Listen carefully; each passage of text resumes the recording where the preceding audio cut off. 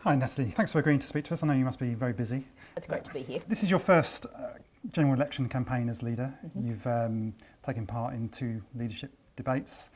You've done hustings, you were on Question Time last night. You're fighting to win a seat in London yourself. It's a huge amount of work for one person to take on. Do you ever have any regrets about taking on the work?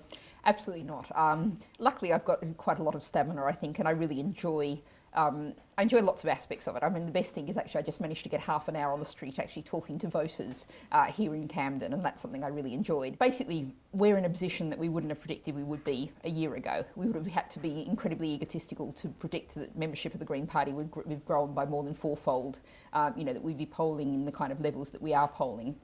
We've seen the huge green surge happen. You've spoken about the green surge. There's been a big rise in membership.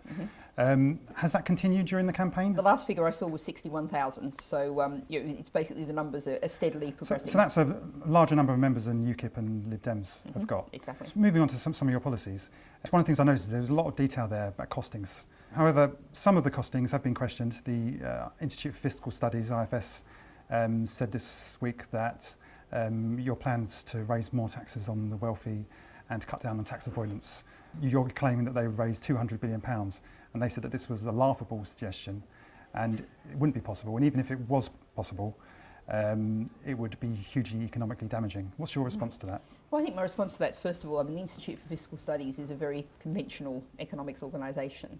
And I think it's assuming that the world is just going to stay the same. And we really cannot continue as we are. The status quo isn't an option. So we have to have change. And what we're doing is setting out ways in which we believe we can make this change happen. Now, in terms particularly of the wealth tax, we're setting up a very simple tax that says this is what the wealthy have to pay back for their share of the wealth that's gone to them. And what this is also doing is very much saying that, wealthy people will end up with a better society if they're paying for the essential public services. So you're confident that you can raise that amount of money in new taxes, 200 billion? Yes, we've got the figures set out there, but what we've also built in is an insurance policy in case we couldn't. So what we'd be doing is saying, at the moment we're planning to cut employers' national insurance contributions down to 8%.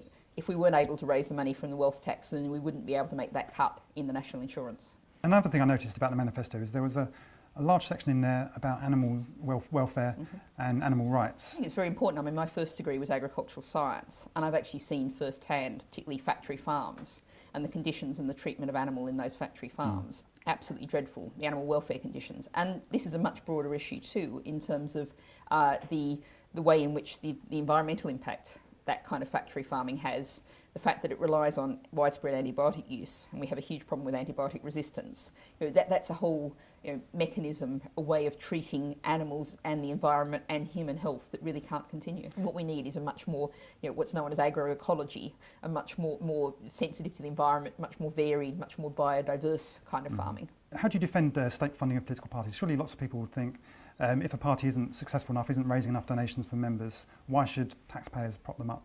Well, I think, if you look at the Green Party, traditionally about 3/4 of our funds have come from members.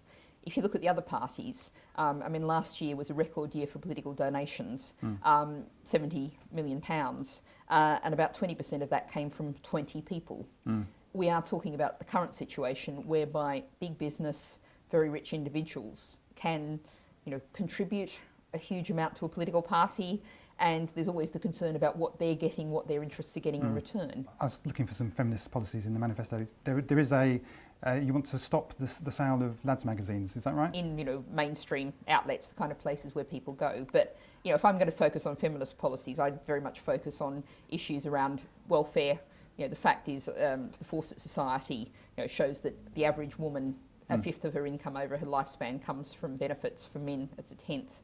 Benefit cuts have had huge impact on women's lives. The fact of the inequality in pay, the fact that maternity, supposed protection against maternity discrimination still isn't happening. There's a whole range of issues there, both in terms of incomes and also, protection from violence, that we're still not making the kind of progress we should be. And the Greens, typically, historically, they've been quite a fluid arrangement for leadership. Previously, the Greens didn't even have a. Is that right? They Yeah, had several leaders. Caroline Lucas was the first leader, and that was in 2009. Can you see yourself going on? Do you think you'd stand again for election? Well, I was basically elected originally as you said, 2.5 years ago. I was then re-elected unopposed about 9 months ago now. So I'm here for the 2-year term from that. After that, we'll see. I mean, a week is a long time in politics. 18 months is a very long time in politics. Yeah. So you're definitely going to stay for the remainder of the... Yeah, I'll definitely serve the term that the party members elected me to serve. I mean, there's some other elections coming up. There's the London Mayor election coming up next year. I've heard people saying that maybe you would stand for that. Well, what I'm aiming to do at the moment is to be MP for Holborn and St Pancras, where I'm standing in this election. That's my focus, and I promised that I wouldn't do a Boris Johnson and be going for 2 jobs. But assuming that you don't quite manage to get that, would you then consider going for London Mayor? At the moment, all I'm thinking about is the election in 2 weeks' time. You know, that's quite enough to be going on with to occupy the headspace at the moment.